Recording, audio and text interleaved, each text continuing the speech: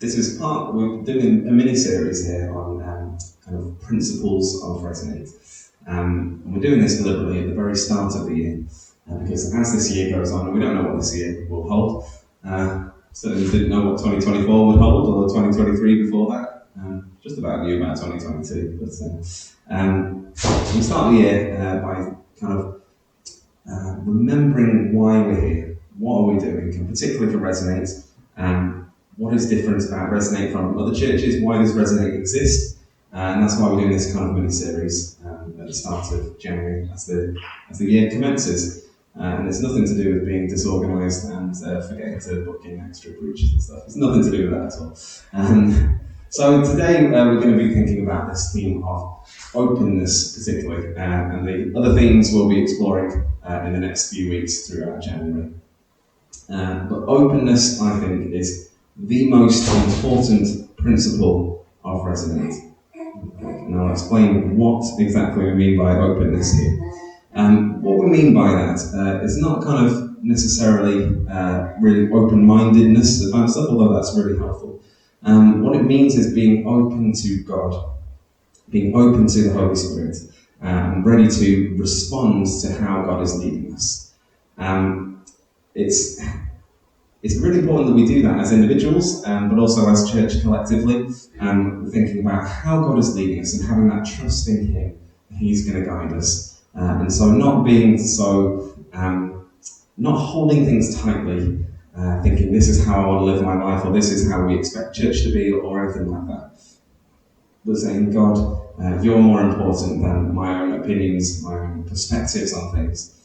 So everything we do with Resonate, hopefully, we're trying to be open to where God is leading us. And that's hopefully the most important principle that goes forward throughout this year and beyond. Because it's about trust and faith. It's about listening to God over our own voices, and there are lots of opinions and preferences about how we do church. We've got a million different denominations of Christianity across the world. About a million in Dropfield as well, I think. Of people who think these things are important and other people who think these things are important. And for us here, it's just about being open to how God is leading us. So think about how we do that individually and how we do that as church together. So individually, the way we live our lives, listening to God, telling us what we should be doing or not doing. That includes things like how we spend our money or who we spend time with. Or how we respond to things that are happening across the world, or things that are happening in our own lives or in our own communities. Kind of focus on God to guide us on an individual level. But also collectively as church, and particularly thinking about Resonate, holding things loosely, not pretending that my ideas are the correct ideas, but being open-minded to listen to how God is speaking to everyone. Everyone who comes to Resonate, and people who don't come to Resonate as well. So for me, this isn't something that I do on my own, even though I'm kind of the leader of Resonate, as it were. This openness is a collective thing that we do together. And before I forget, that we have on Tuesday evening this coming week, I believe, an open forum for people to come along and share their views about Resonate and where God might be leading us in the next season ahead. So if you're able to come along to that, that'd be great. If you can't make it to that, we have questionnaires and QR codes and stuff, which would be just great to hear your feedback, because that helps us understand and get a bigger perspective on how God is leading us through Resonate. God's leading me and Ian and Sarah and Megan, but also everyone who comes, who will receive in different ways. So it gives us a bigger picture. Please do that if you can. So that's kind of the what, why, or what we mean by openness. So if we think about how do we do it? How do we have this sense of openness? I've got a question to pose to you. Just think about maybe and ponder for a few minutes, or maybe longer than that. How have you been open to God in your life?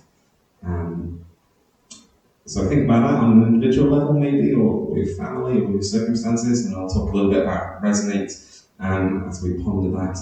But Resonate's advantage is that it's firstly very new, and secondly very experimental. We have the advantage of being able to do that in ways that churches in town, they don't have that freedom or that liberty in some ways. Resonate, there are no necessarily. There are no expectations or traditions. No one comes up to us and says, we've always done it this way, because we've only been doing it for a year and a bit. So there's less stuff that we need to do that many churches need to do. Thinking particularly from an Anglican perspective, that in the Anglican tradition, there needs to be a communion service every week within a given patch, or a parish or an area.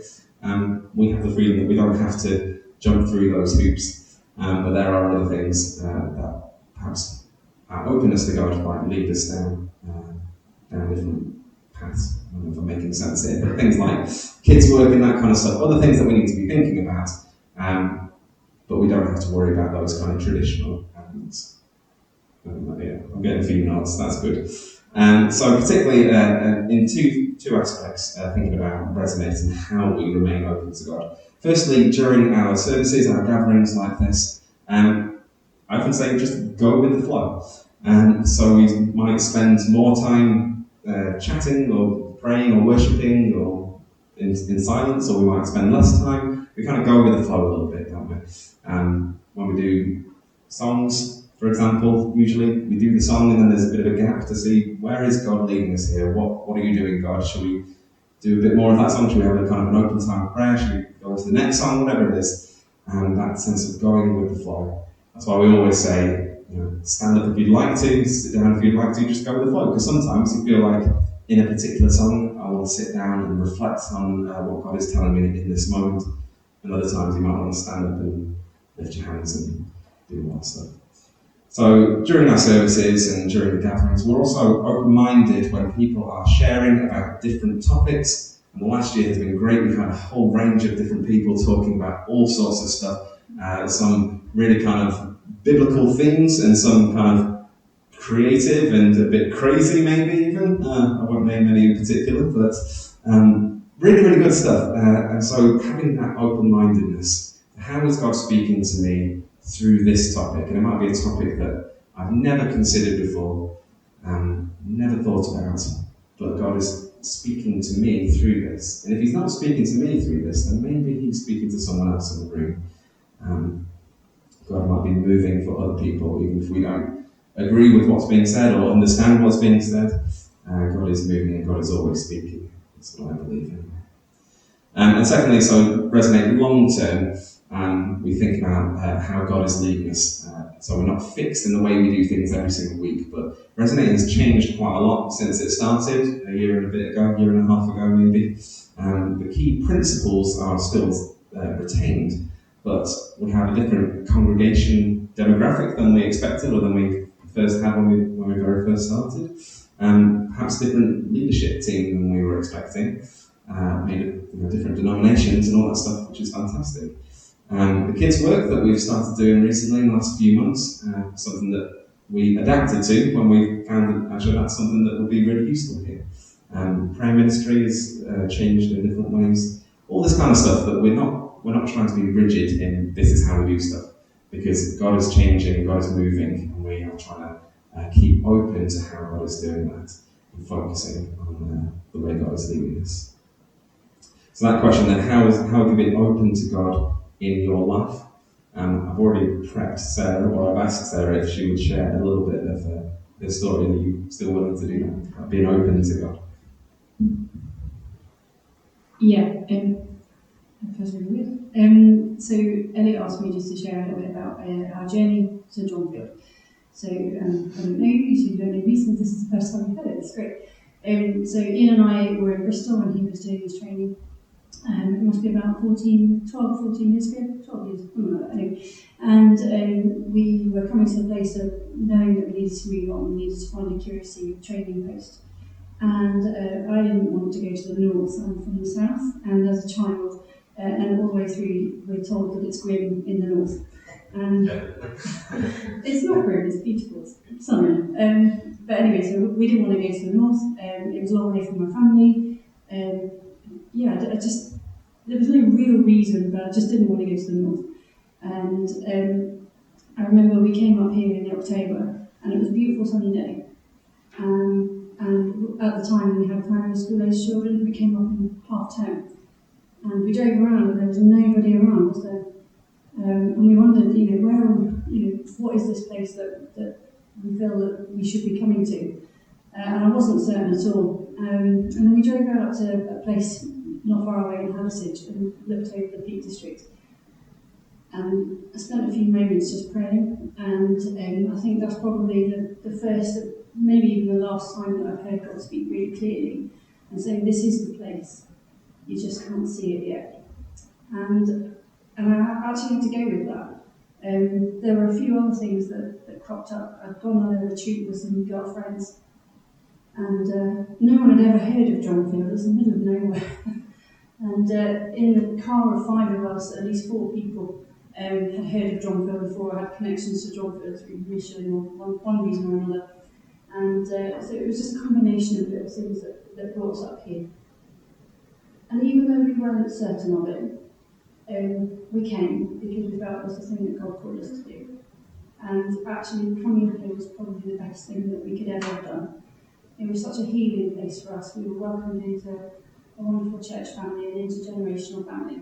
And over this last 10, 12 years that we've been here, our family has changed quite a lot, and we've gone away and come back again, because this is the place where God called us to be. We just needed to be open enough to see it, even though it wasn't obvious at the time. That's wonderful, thank you. I'm just thinking about what would happen if you weren't open to God in all of that. Is that, well, as you said, this is where God was calling you, it's been healing for your family and stuff. But also the amount of lives that the two of you and your whole family has touched while you've been up here for the last decade or so. We would have missed out on that. We would have missed out on that. Chloe wouldn't have godparents. So it's a wonderful thing. But all that happens because you remained open to God, even though you kind of didn't want that. You still were willing to give it a go, which is wonderful. I think about this church as well, for example, which was rebuilt in the early 90s. Presumably the building before that wasn't up to scratch. So they could have said, well, let's just abandon the place, go and join a different church or something, but they were following God's lead, and God was saying to them, build a church building from scratch. So they paid for them themselves. Thousands of pounds, I don't even know how many thousands of pounds, but through faithfulness and being open to what God was saying, and probably many people at the start of that process were saying, we can't afford this, this is a ludicrous amount of money for us to raise ourselves. But God is the one that provided, and actually Barry, who used to be a warden here, says that on the very last day when they needed to pay their final payment, they didn't have enough money, and they were like, one more payment to go. And then suddenly out of nowhere, this chunk of money came in. They were able to make that last payment and complete it all. Absolutely God's provision. But it only happens because they were listening. They were open to what God was doing. So anyone else got a story or something that they would like to share about the time of being open to God in their lives? You don't have to. It's quite tricky for us, isn't it? Because we've moved around and deliberately tried to be open with God, but then felt God's call very clearly in that way.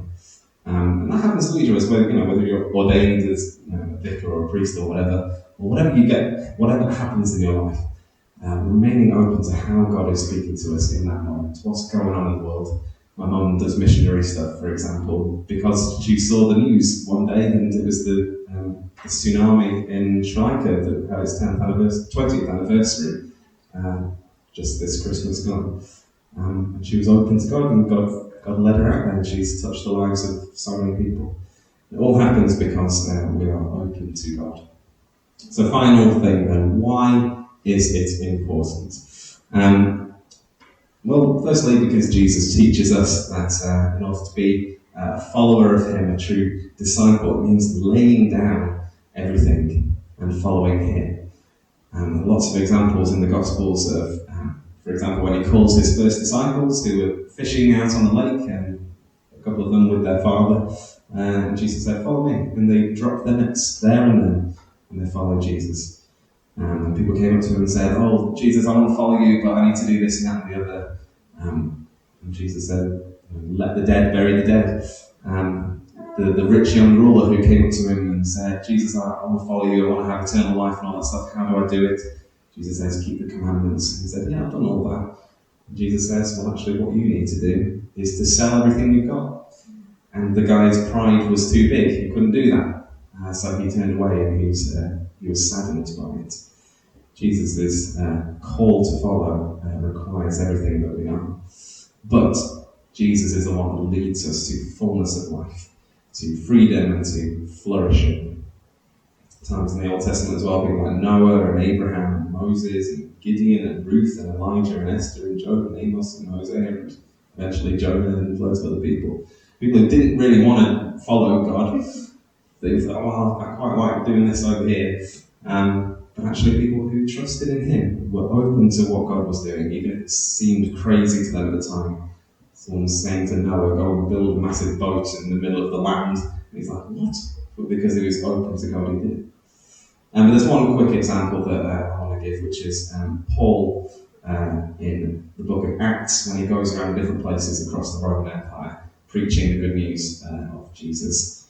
And those who study Paul, I don't know if you can remember Ian from your college days, but Paul's very strategic about the way he did that. He knew which particular places he needed to go to at what times, and his trips always circled back to Jerusalem and everything. And yet, in the midst of that, we've got the story from roughly Acts 16-ish. So Paul chose Silas and set out, and the believers commended him to the grace of the Lord. He went through Syria and Cilicia, strengthening the churches. Paul went on also to Derbe and to Lystra, where there was a disciple named Timothy, the son of a Jewish woman who was a believer, whose father was a Greek. And as they went from town to town, they delivered to them for observance the decisions that had been reached by the apostles and the elders who were in Jerusalem. So not only the good news of Jesus, but what the church was making decisions about, how to include Gentiles and stuff. And so the churches were strengthened in the faith and increased in numbers daily. They went through the region of Phrygia and Galatia, having been forbidden by the Holy Spirit to speak the word in Asia. And when they had come opposite Mysia, they attempted to go into Bithynia, but the Spirit of Jesus did not allow them.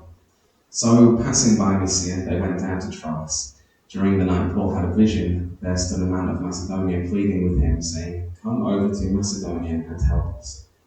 When he had seen the vision, we immediately tried to cross over to Macedonia, being convinced that God had called us to proclaim the good news to them. I love that sense of openness to where God was leading Paul. In the midst of, they're trying to get the gospel spread to everyone that they possibly could, picking strategically the big places where there are lots of people, particularly trade locations where you get ships coming in and busy roads and highways and stuff so that the word could travel. But in those moments, still thinking, actually, God is telling me not to go to Asia, for example. Jesus is not allowing me to go to Bithynia, but actually maybe God is calling me to Macedonia, to all these places. And that sense of openness, even though Paul was a very strategic person, his main strategy was following where God was leading and remaining open to what God was saying. So, in the coming weeks, we will talk about some other principles of resonating with relevance, inclusion, and freedom. But just to kind of summarise where we've come from and why openness is such a big deal to us. We put God first, and we do that individually, and we do that collectively, because Jesus is the way, the truth, and the life. And only Jesus can offer life in all its fullness.